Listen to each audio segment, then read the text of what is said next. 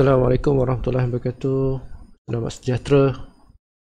Okey, pada video kali ini saya akan kongsikan topik yang berikutnya di dalam kursus Electrical Engineering Mathematics. Topik yang pertama masih lagi di topik yang pertama, Statistic and Probability. Okey,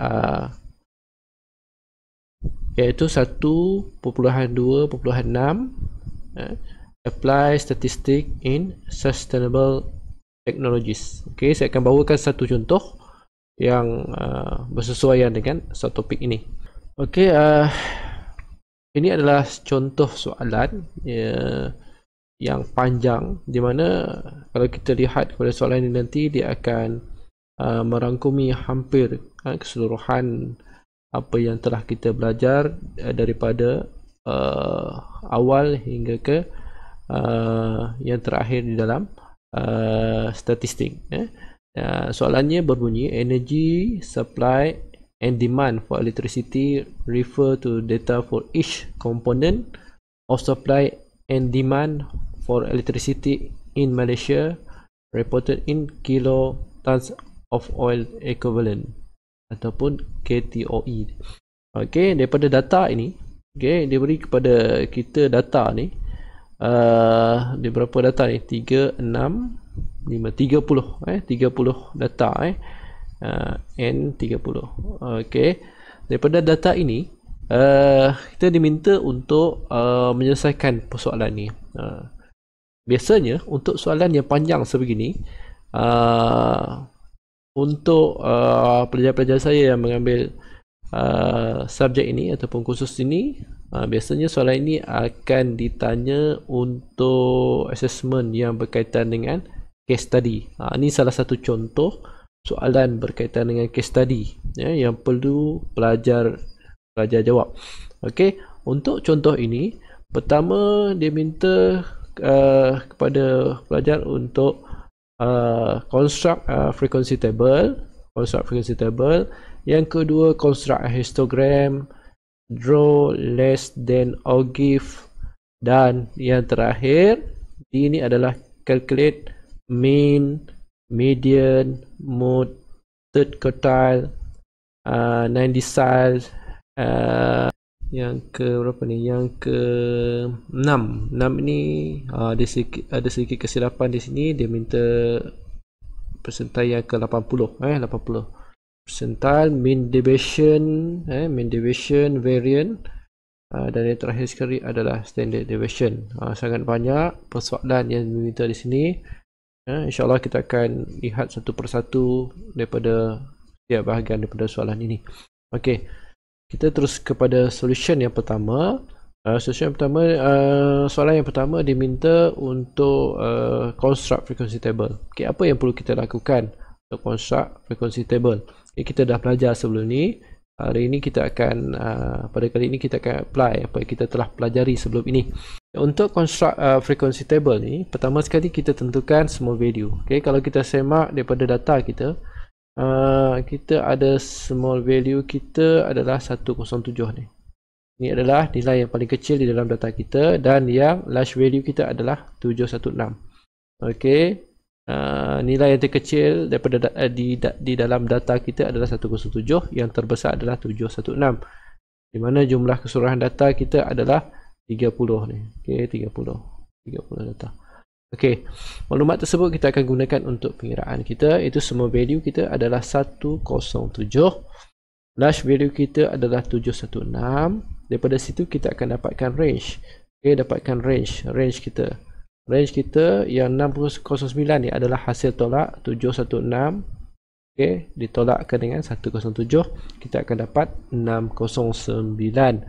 Okey, seterusnya number of class, kita gunakan Sturge formula. Ingat lagi tak Sturge formula? K sama dengan 1 tambah 3 0.3 log 30, log n lah. Ini nilai n kita tadi ni, nilai n kita adalah 30. Jadi kita tekan calculator, kita akan dapat 5.87. 5 kita gunakan dapat kita punya number of class kita nanti adalah 6. Okey, number of class interval kita adalah 6. Okey, seterusnya size of class. kelas width kelas width kita adalah lebih besar, kalau ikut formula kita lebih besar pada range bahagi dengan K. Range kita mana? Range kita 609 bahagi dengan K. K kita tadi adalah 6. Okay, 609 bahagi 6 maksudnya lebih besar daripada nilai tersebut. Jadi range kita adalah lebih besar daripada 101.5. Lebih besar maksudnya 102. Itu adalah size of class kita. Kelas interval kita tu, dia punya size tu adalah 102. Okey, seterusnya dapat nilai tersebut, barulah kita boleh membina frequency table. Frequency table yang asasnya di sini saya tak tunjuklah dia punya tally. Kalau sebelum ni kita belajar, di sini kita ada satu lagi, dipanggil sebagai tally. Maksudnya kita kira data kita satu persatu. Maksudnya yang pertama, semua value kita adalah 107.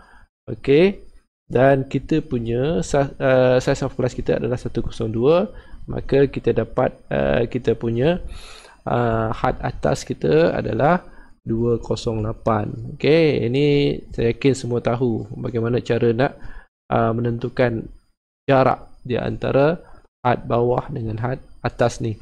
Okey, kita gunakan itu kita dah belajar. Maksudnya nak tentukan dia adalah data yang pertama kita adalah 107. Okey, 107. Lower boundary dia adalah 106.5. Jadi kita punya size of class kita adalah 102. Okey, kita letakkan 102 di sini. Kita tambahkan, kita akan dapat upper class boundary kita adalah 208.5. Okey, apabila kita tahu 208.5, automatically kita punya upper boundary kita adalah 208.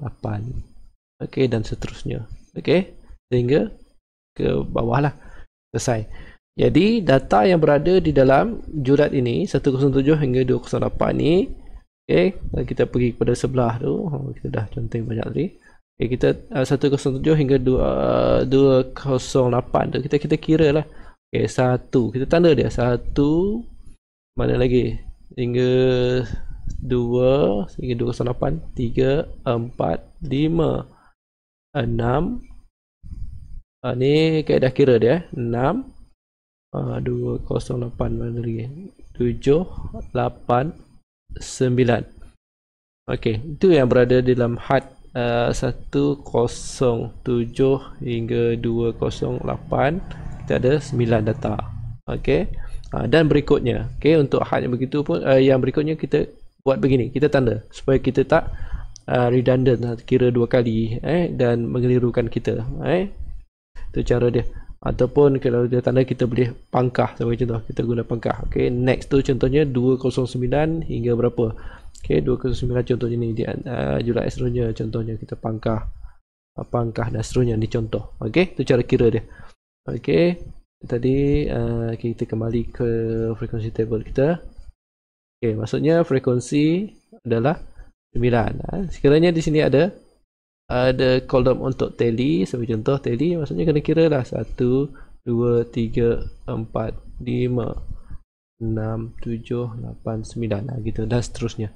Okey, di sini saya buat shortcut tally tu saya skip terus kepada frekuensi, tetapi sebaik-baiknya letakkan tally di sini. Okey, dan seterusnya kira ke semua data yang ada yang kita perolehi, dan pastikan frekuensi ni nanti apabila kita tambahkan dia, summation dia akan jadi 30 bersamaan dengan jumlah keseluruhan data yang kita ada.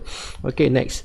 Okey, construct histogram. Apa yang perlu kita buat adalah untuk histogram kita memerlukan, okey, ini kelas interval kita, nilai frekuensi, F dan kelas boundary. Okey, ada 3 data ni, insyaAllah kita boleh buat kita punya histogram. Okey, maksudnya kena define lah apakah kelas boundary yang betul, 106.5 hingga 208.5 dan seterusnya sehingga data yang terakhir dengan nilai frekuensi yang betul. Okey, lepas tu baru kita bina histogram kita di kertas graf. Okey, ini adalah contoh daripada data tu. Okey, ini kita punya histogram yang telah terbina lah. Yang pertama, pastikan kita ada title, kita letakkan title yang bersesuaian mengikut data yang kita ada. Paksi Y kita ada frekuensi, paksi X kita ada lower boundary. Lower boundary. Ataupun class boundary, biasanya untuk histogram kita guna lower boundary lah. Ataupun kita punya apa tu? Class boundary. Ni untuk data yang pertama. Lower boundary dia adalah 106.5. Dia punya upper boundary dia adalah 208.5. Automatic yang 208.5 ni adalah lower boundary untuk data yang kedua. Yang pertama tadi 9. Yang kedua adalah 12 dan berikutnya. Selesai. Ini adalah kita punya histogram. Kenapa saya buat tanda ni? Tanda ni. Kerana kalau ikutkan kita punya histogram bermula pada 0. 0 ke 106.5 tu kan jarak dia jauh. Saya buat dia terpotong, maksudnya saya rapatkan dia punya histogram tu. Nilai, saya rapatkan nilai ni sehingga 106.5 dan berikutnya. Itu caranya. Dan seterusnya, selesai untuk histogram kita. Kalau kita lukis begini, insyaAllah okey lah. Sebenarnya memenuhi keperluan kepada soalan ni. Seterusnya kita diminta untuk melukis draw less than or give tadi. Less than or give, ingat untuk membina less than or give kita kena tambah satu kelas interval di atas. Sepatutnya kelas interval kita yang pertama tadi adalah ini 2 dan berikutnya. Oleh kerana kita nak bina less than or give, kita tambah satu kelas di atas dia dengan frekuensi 0. Kerana kita nakkan nilai upper boundary ni. Nilai upper boundary untuk kelas 0 supaya semasa kita bina OGIF nanti, OGIF kita tu akan bermula di paksi X. Dia tak tergantung gini. Ini kita punya OGIF sebagai contoh. Sekiranya kita tak mula dengan 0, nanti OGIF kita akan jadi begini. Dia akan tergantung. Dia akan tergantung. So kita tambahkan satu kelas interval di atas, dengan nilai upper boundary. Dan di sini beza dengan histogram, di sini kita gunakan cumulative frekuensi. Ingat lagi kan cumulative frekuensi. Sebelum ni kita dah berbincang ataupun bercerita panjang lebar berkaitan dengan pembinaan OGIF. Hari ini kita nak apply. Yang terakhir ni kita apply untuk keseluruhan apa yang telah kita pelajari sebelum ni, insyaAllah. Frekuensi frekuensi maksudnya kita tambahkanlah 0 tambah berapa dan sebagainya bagi F kita. Bagi nilai F kita buat penambahan sehingga ke kelas interval yang terakhir, pastikan dia menyamai dengan jumlah data yang kita ada. Selesai daripada pembinaan tabel ini, kita pindahkan nilai-nilai ini ke kertas graf. Gunakan kertas graf. Dan pastikan skala yang kita gunakan, contohnya ini, skalanya adalah skala yang betul dan seragam. 0, contohnya paksi Y ni, 0 hingga 5, 10, 15 dan sebagainya. Pastikan kita menggunakan skala yang tepat dan seragam. Di sini ada kotak-kotak dia. Contohnya 0 hingga 5 ni, maksudnya setiap dua kotak ni adalah nilai satu nilai, 2, 3, mana 1, 2, sorry di sini 2, ini salah, 3, 4, 5. Maksudnya begitu, dia setiap dua kotak satu nilai. Maksudnya senang kita nak kira, nak plotkan kita punya graf kita nanti. Ni 5, kadang-kadang mungkin dia guna 1, 2, 3, 4, 5, 100, 200, 300 bergantung kepada data yang kita ada. Dan pada paksi masih di paksi Y ni, kita kena labelkan dia cumulative frekuensi. Sebab kita OGIF frekuensi, di sini ada tajuk dan di sini ada upper boundary, nilai upper boundary, dan juga ada skala upper boundary ni. Pastikan seragam, gunakan kotak-kotak ni dengan ikut kesesuaian lah dengan baik. Okay. Contohnya kita dah tambah satu kelas interval di atas tu yang saya masukkan, dia akan bermula di kosong di sini. Okay, upper boundary untuk kelas interval yang kita tambah tadi adalah frekuensinya adalah kosong di sini. Okay, dia akan bermula di paksi pada paksi X lah sehingga ke atas. Okay, inilah yang kedua tadi adalah 9. Kumulatif frekuensi yang kedua yang seterusnya adalah 9 dengan upper boundary 208 dan seterusnya. Dan pastikan lengkung kita lengkung yang smooth, lengkung kita. Okey, pastikan dia smooth. Cantik lengkung, sebab ada setengah soalan dia minta untuk mencari nilai median, nilai quartile menggunakan OGIF, melalui OGIF. Sebab tu penting untuk anda melukiskan OGIF dengan tepat. OGIF selesai. OGIF ini saja yang diperlukan untuk OGIF. Ini secara tak langsung adalah ulang kaji untuk statistik. Untuk satu topik yang pertama, dan topik pertama ni adalah statistik.